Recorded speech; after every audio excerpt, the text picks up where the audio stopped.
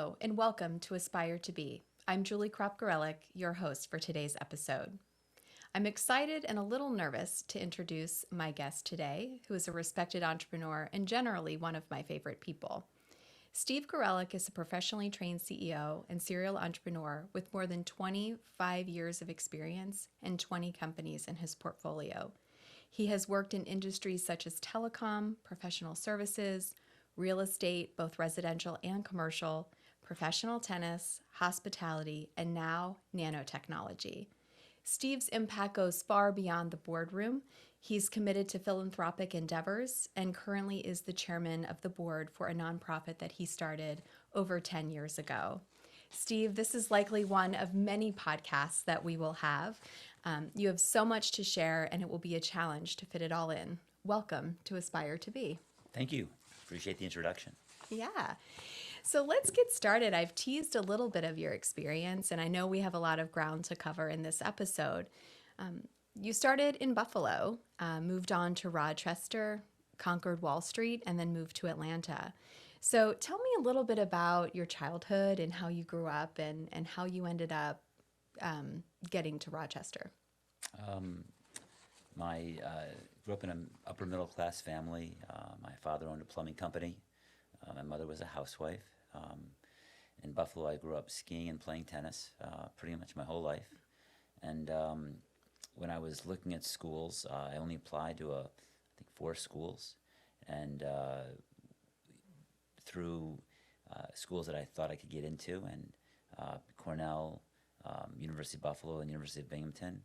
And I was planning on going to Cornell, but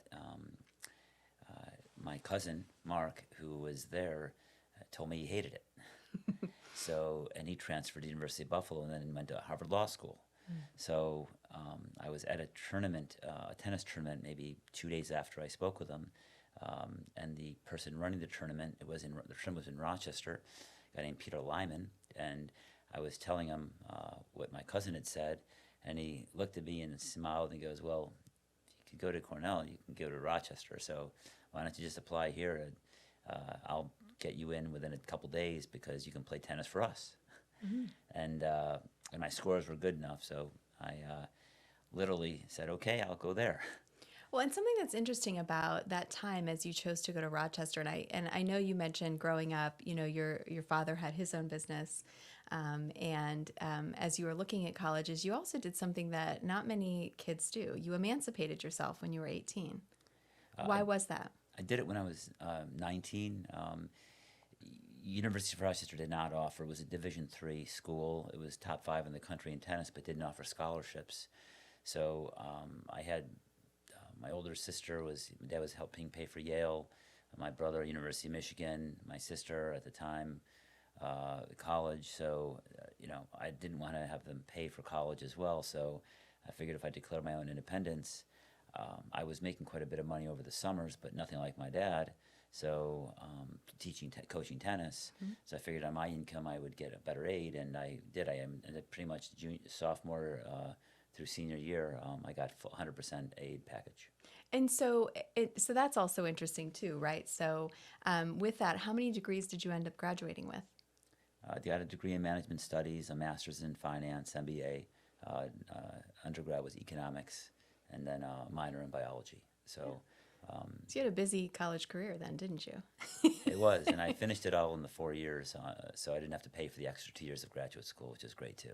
It's very entrepreneurial of you, very early on.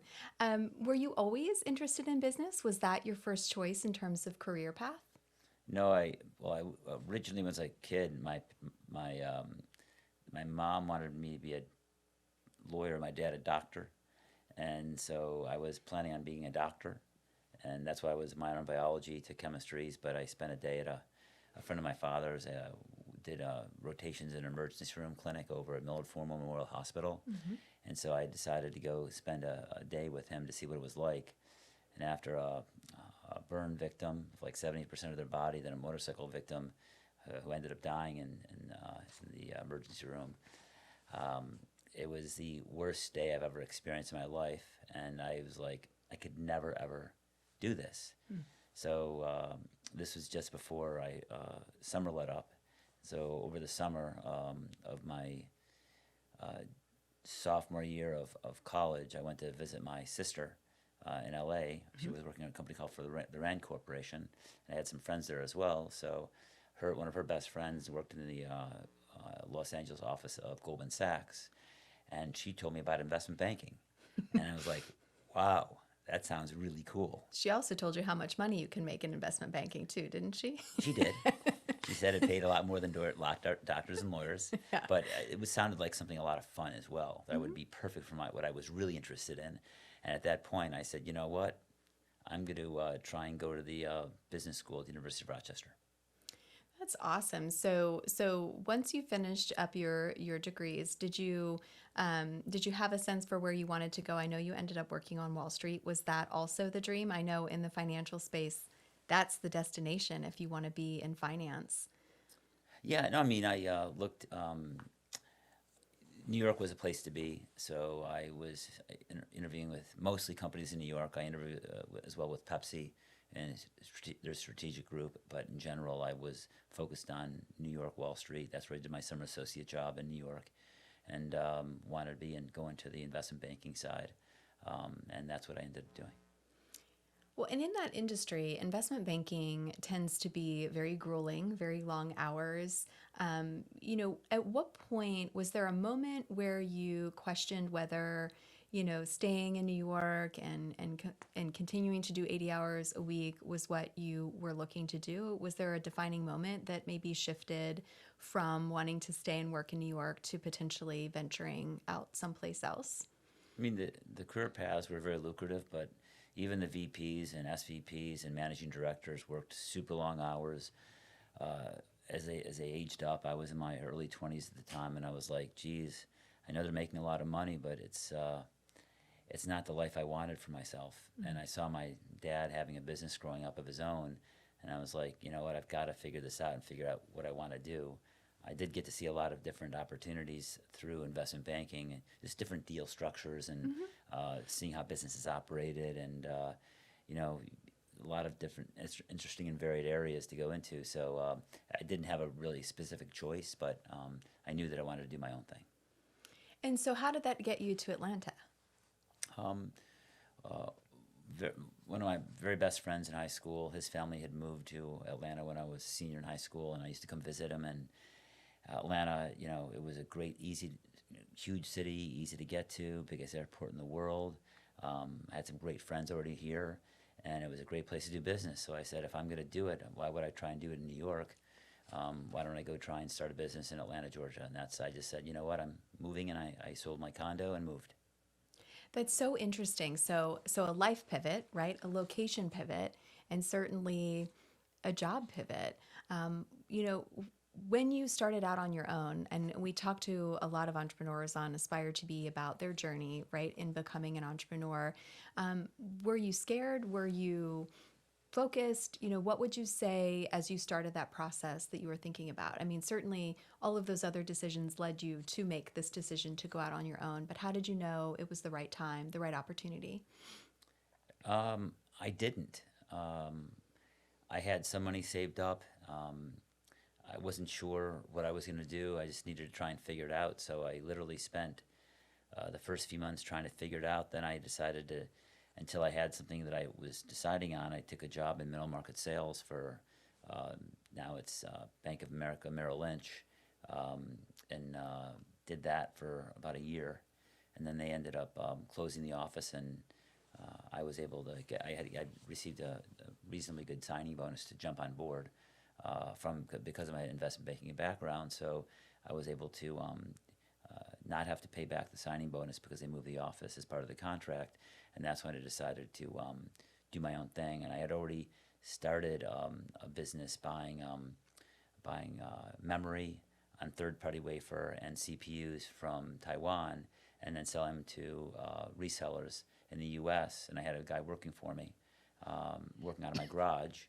And at that point, I said, you know what, I'll just start doing that business. I jumped into it full time, and grew it, and then it eventually transitioned into my telecom business. Which you've had now for over 25 years, is that Yes. correct? Yep.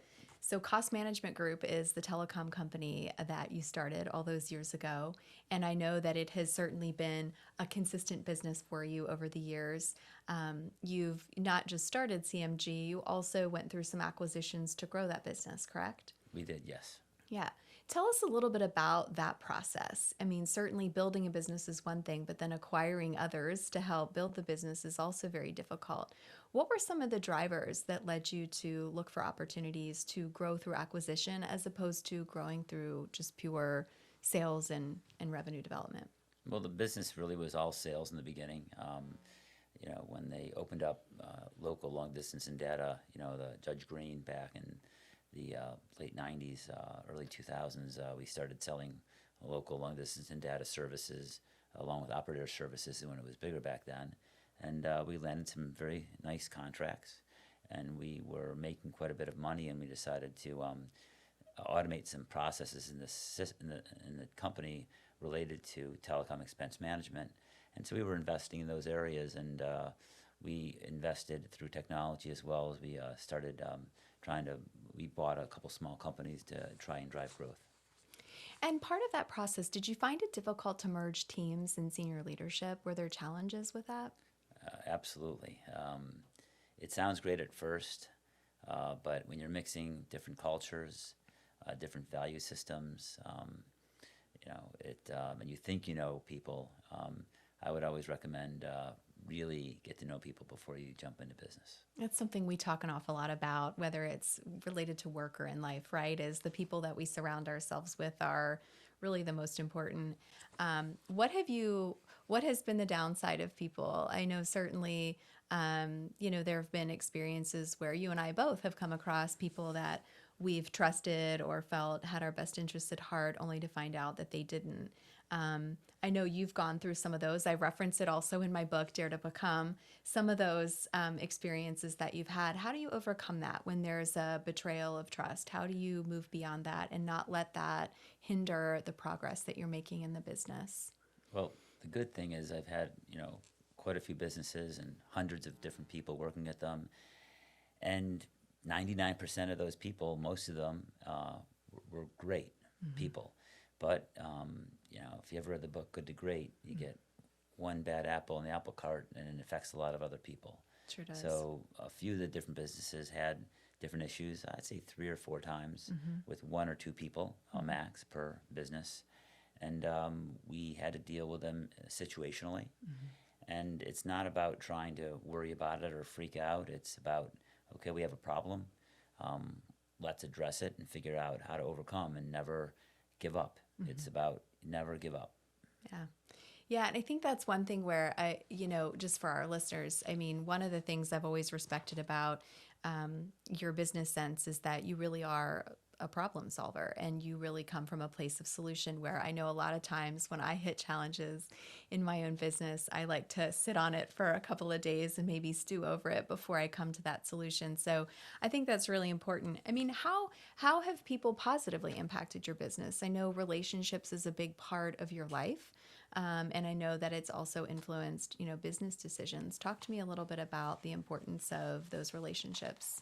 Well, the relationships come from not only the people you work with, and I'm super lucky and blessed that I've got a lot of amazing people, and I consider them amazing friends from different companies, from Rob Sloan at CMG to Scott Alderson at Enbot Labs, Marshall Hughes. Just there's so many great people in my companies, Davinia Beller, that I've been lucky to have great people around me.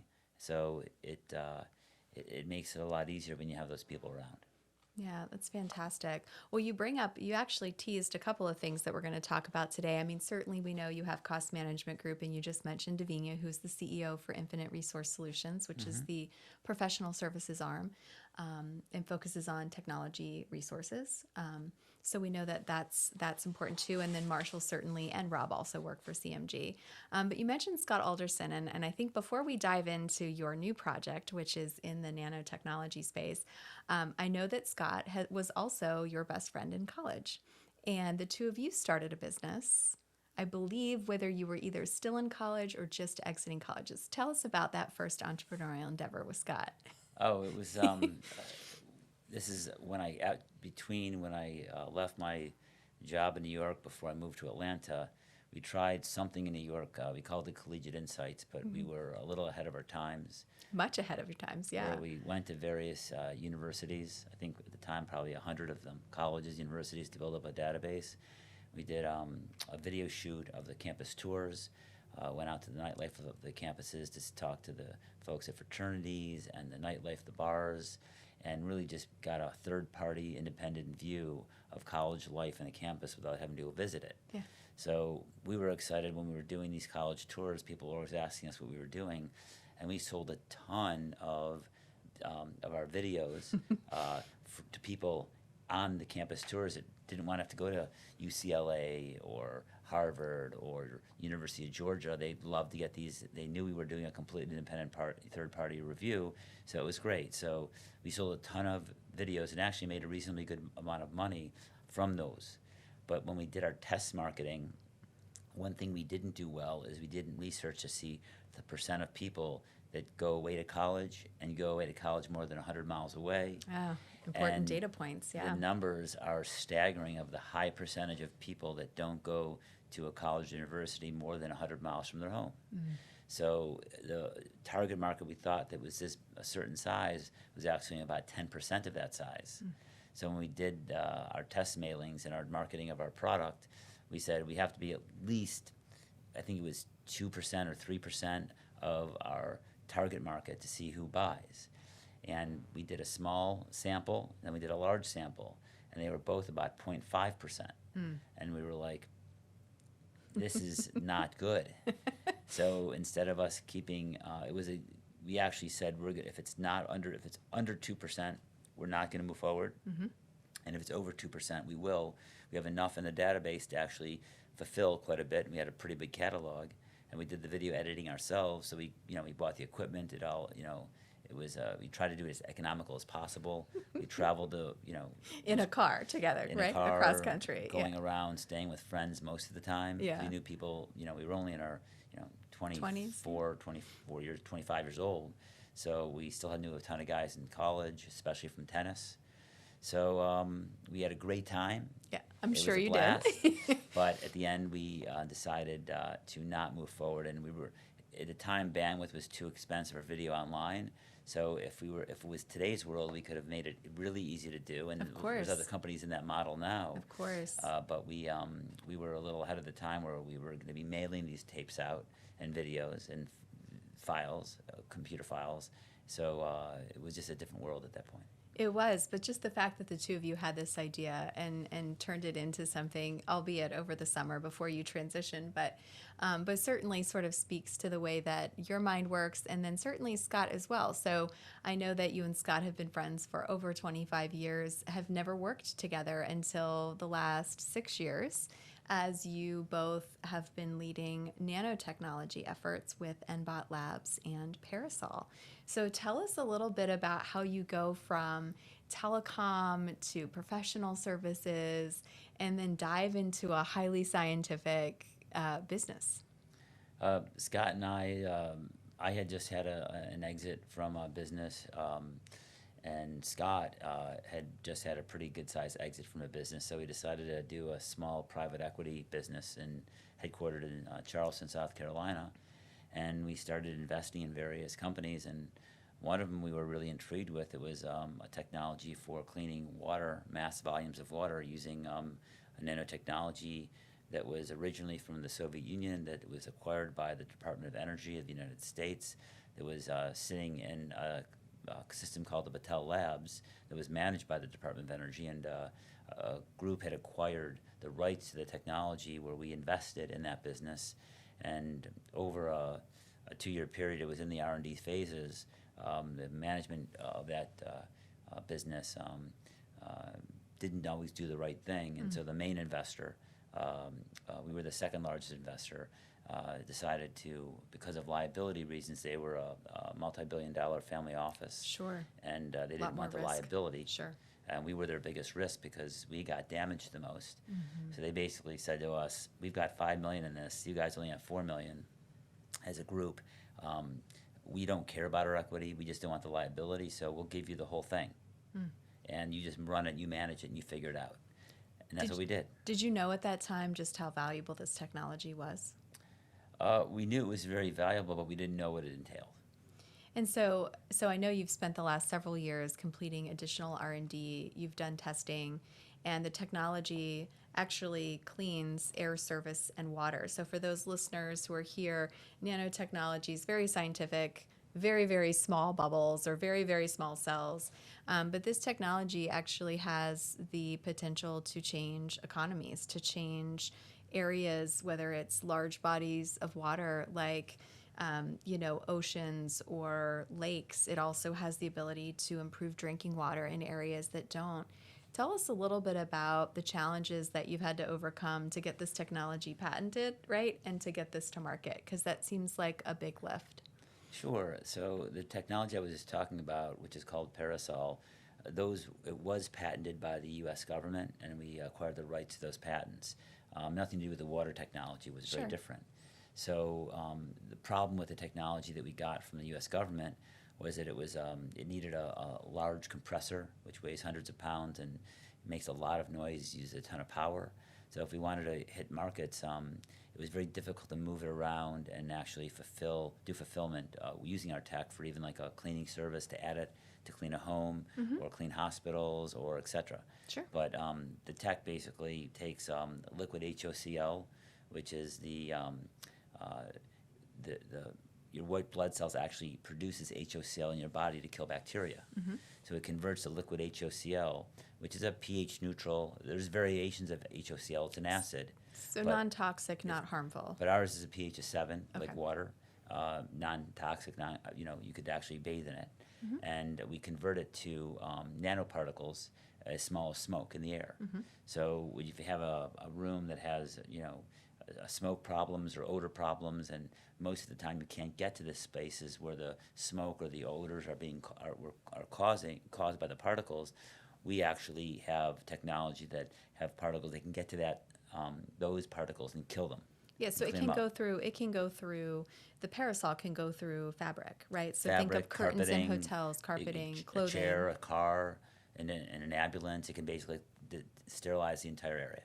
So it makes me think of, certainly as COVID hit this country, I know that you were still in the R&D phase and still finalizing the patents and the delivery mechanisms. That was certainly something where, had you been a little bit further along, you could have helped eradicate that in schools and office buildings and things like that. And I know certainly COVID is not gone.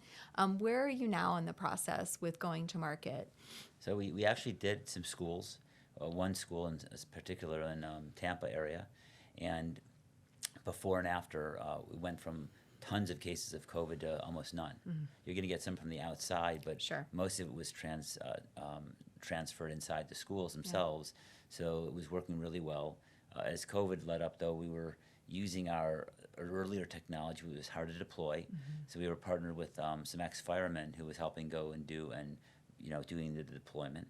But it needed a group of men to go do it. It was fairly expensive. Sure. So over the last couple of years since then, since 2000, 2001, we've been working on taking the technology and making it much lighter, smaller, quieter, easier to deploy, simpler, and we've done that. So we've finished some 3D models. That we have a working system that instead of weighing, 400 pounds, it weighs 6 pounds. Wow. Instead of using, 30 or 40 amps of power, we're using half an amp. So we'll be able to. The cost of making it is down by 95%. So we are now going to be launching and going out into market and coming up with the final design and doing injection moldings or rotomolds, depending on the size of the equipment, to start pushing that forward and going to market. That's fantastic. And then I know also on the NBOT Lab side, which is really the water technology that you have that helps eradicate pathogens, algae, anything harmful in the water. I know that's also been a big push to get that over the hurdle. I know you've also done some amazing tests on large bodies of water, small bodies of water to actually test the efficacy. What are your goals as you sort of look forward? I mean, you're taking on a market that some of the world's biggest billionaires have been trying to tackle for 40 years, which is how do we clean up our water and do it in a way that's not harmful to our ecosystems around it. How are you guys positioning yourself to be the leader in that space? So yeah, we've been working on that tech as well for about 4.5 years now, and we just started going to market for that, and we have a tech that can clean massive amounts of water, chemically free, for a very low price, probably the lowest price. We started working with the NOAA Labs, Dr. Peter Muller, who runs a division out of Charleston and Mount Pleasant, South Carolina, and between NOAA and various university studies from University of Wisconsin to University of Florida and the Ohio State University, we've have a lot of great and amazing testing and peer-reviewed analysis that shows that we did a test project at Lake Okeechobee for a lock. We've done pig farms. We've done University of Wisconsin set up tanks of ballast water that are basically on a ship. We have to stay off 300 miles offshore to empty it because you can't bring in the parasites from China, or even go in the Great Lakes from port to port. They have different parasites, so they have different cleaning processes. And our technology was able to clean it all to a point that was safe for the fish. Wow. Killed the parasites, and safe for people. So now we're working on deploying in pools, coming up with the tech and protocols for that, and that's what we're really focused on now. So we can start. We can build the equipment. We're going to have to build out a production facility, and we're doing that right now. That's fantastic. And I've actually had the pleasure of meeting Dr. Miller, and I actually saw the technology in action at one point. And I know that as a scientist, Dr. Miller talked about the fact that he's always looking to disprove technology. And he goes into any experiment thinking, I'm going to disprove this. And I remember hearing him speak to a group of senators, representatives from the state of Florida, talking about how not only could he not kill the fish, right?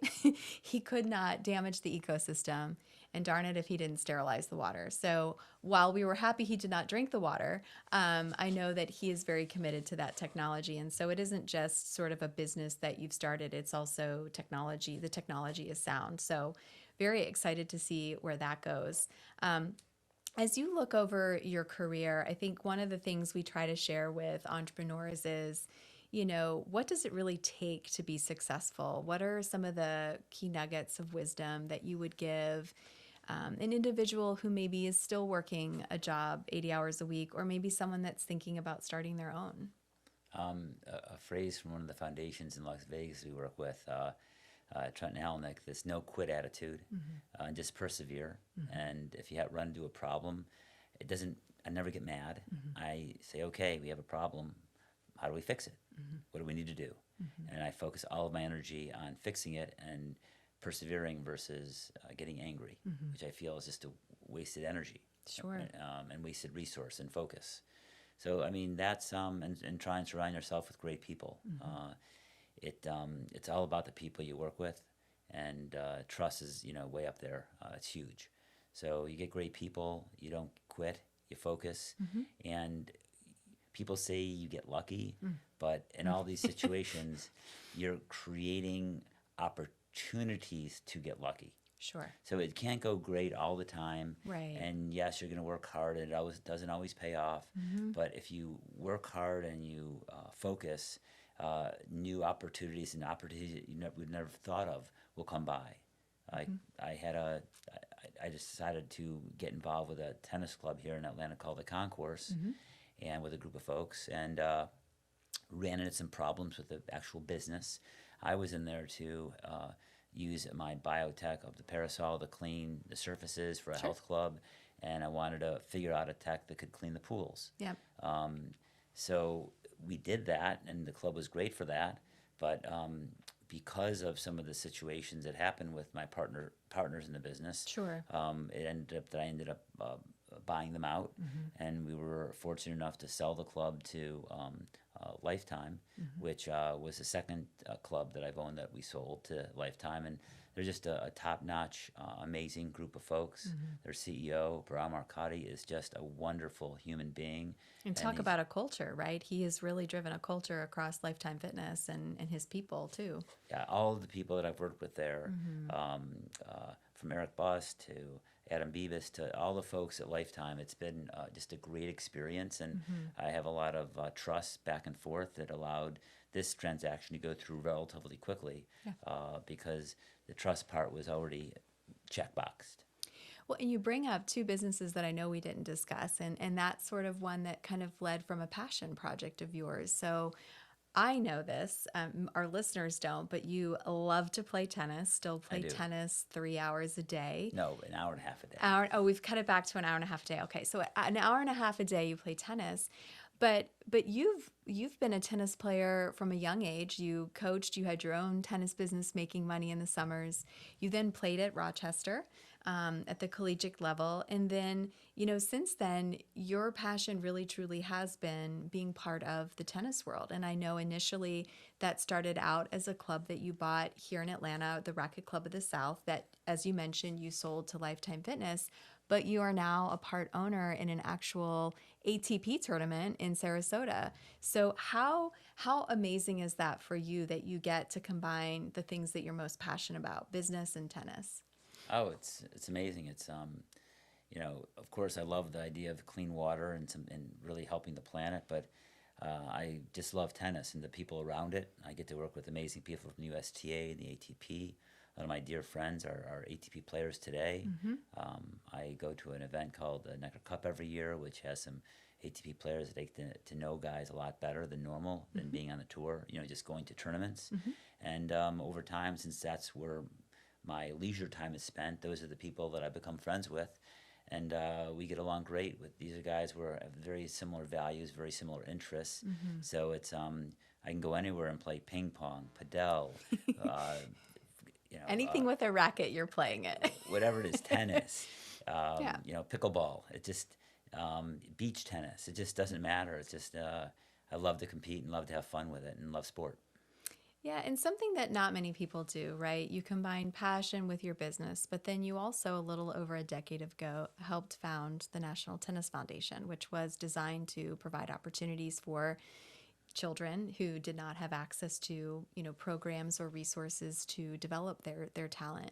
And over the last, you mentioned the Necker Cup. I know that's one of the events that the foundation supports, but raised over $10 million in 10 years, probably more than that now. What is the importance of giving back through tennis? What does that mean to you?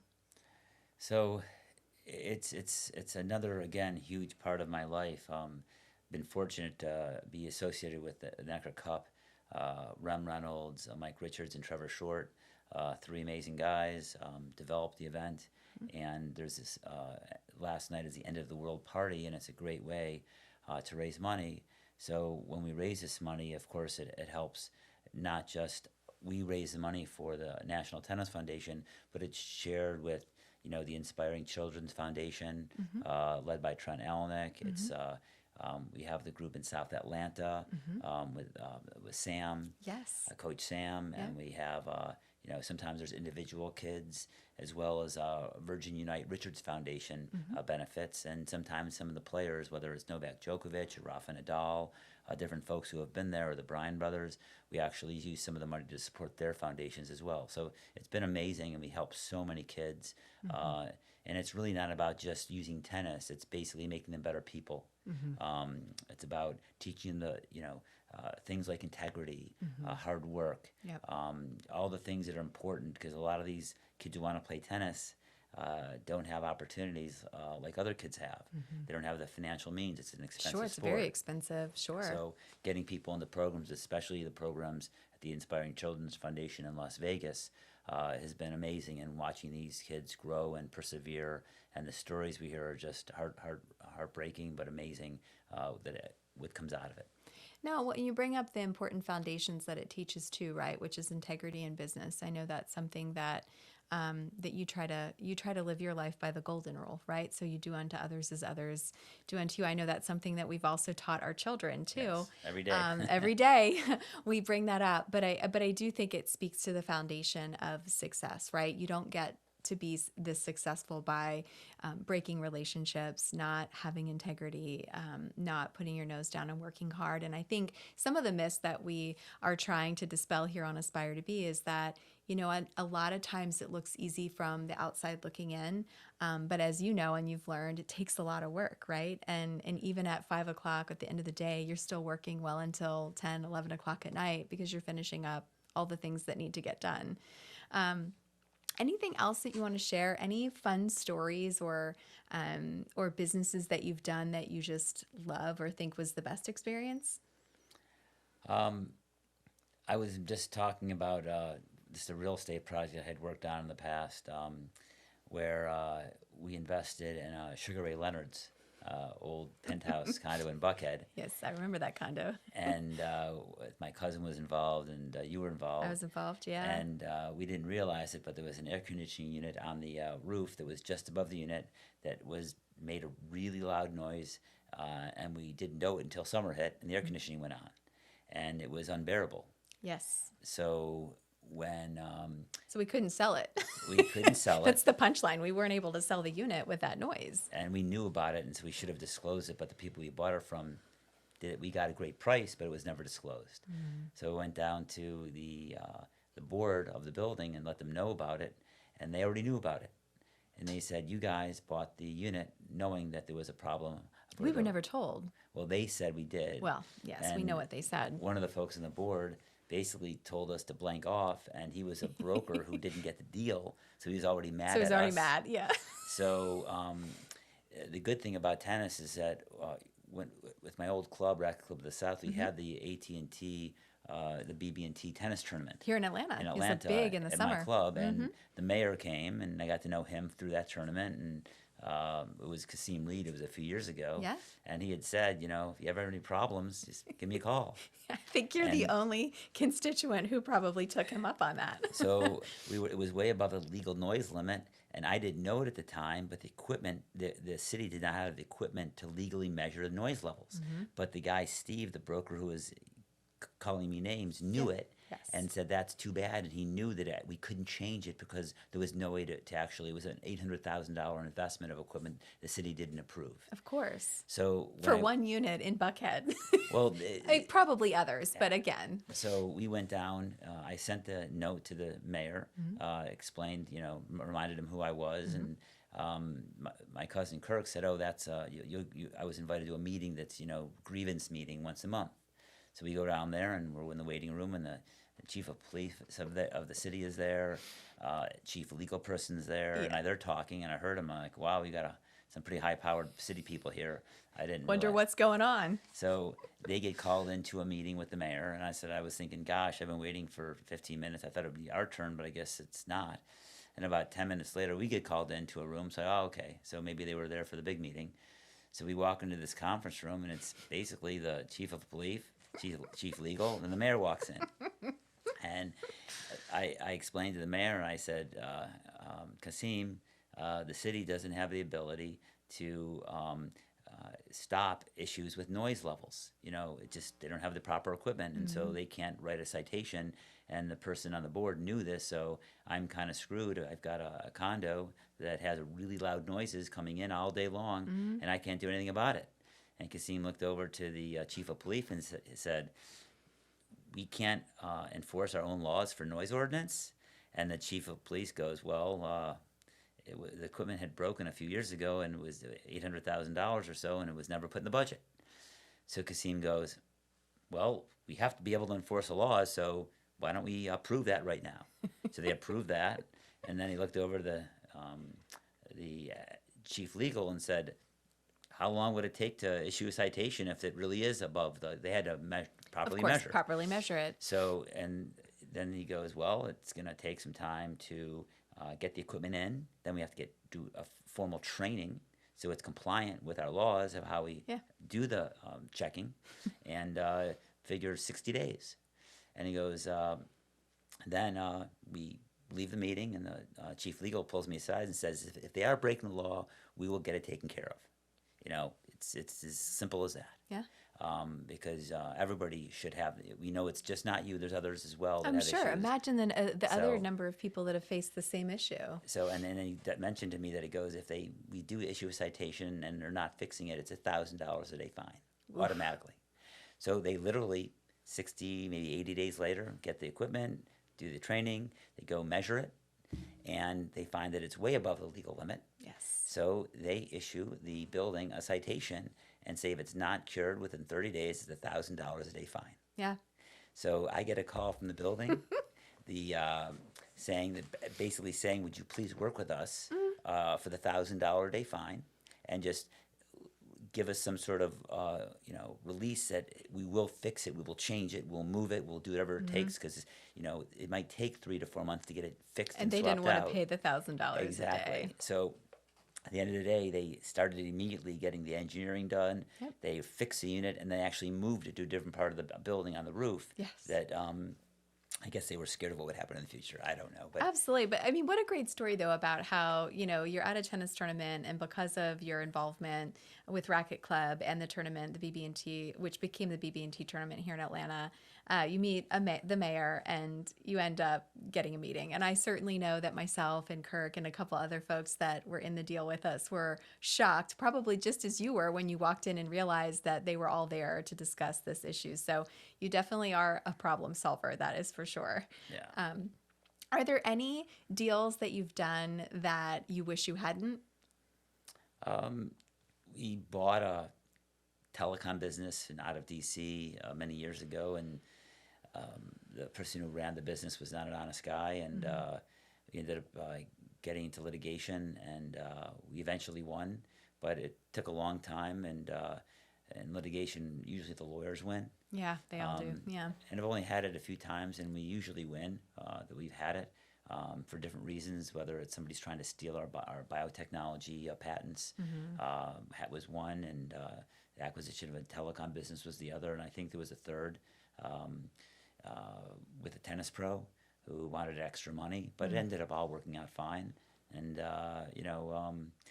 we always try and do the right thing, so that if there is litigation, somebody trying to steal something in the courts, you don't have it's called having clean hands, where they can think you've done something wrong, but if they can't prove anything, Correct. or they can say it just to get their way. But you have to prove it on your own dime, usually too. if there's a bad guy doing some bad things, they think everybody's doing bad things, and we didn't. Yeah. So we ended up winning the cases because we did have clean hands. Yeah. And that comes out in depositions and everything else about the court, the process, but it does cost money. So it's only happened 3 times in my life, but it's been, they're terrible when it does happen, but it's ended okay, but it definitely challenging. It's all about the people. So before we wrap up here today, I do want to bring up, I know you and I are blessed with 2 beautiful young girls who are turning 9. Hard to believe that they are turning 9. How would you say that your experience being an entrepreneur, I know myself having my own business and certainly having written a book, you and I run our household probably a little differently. What important tenets do you want them to glean from our experience as being business owners?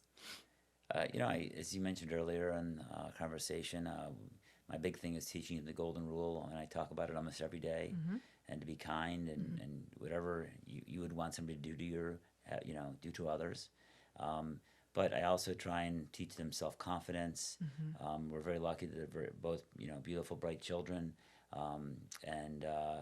But again, whether it's confidence and trying to be a leader, a lot of that's, in your DNA and your genes, and some of it can be taught.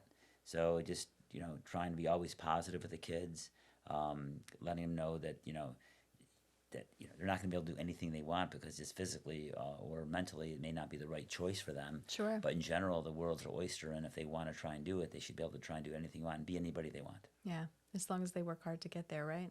Yep. Thank you for joining us for today's episode with Steve Gareleck. For more information about Parasol and NBOT Labs, visit www.nbotlabs.com. My challenge for the rest of you as you go throughout your day is to aspire to be, dare to become. You might just surprise yourself. Subscribe to our podcast or visit us at www.aspiretobe.co, and we look forward to seeing you on our next episode.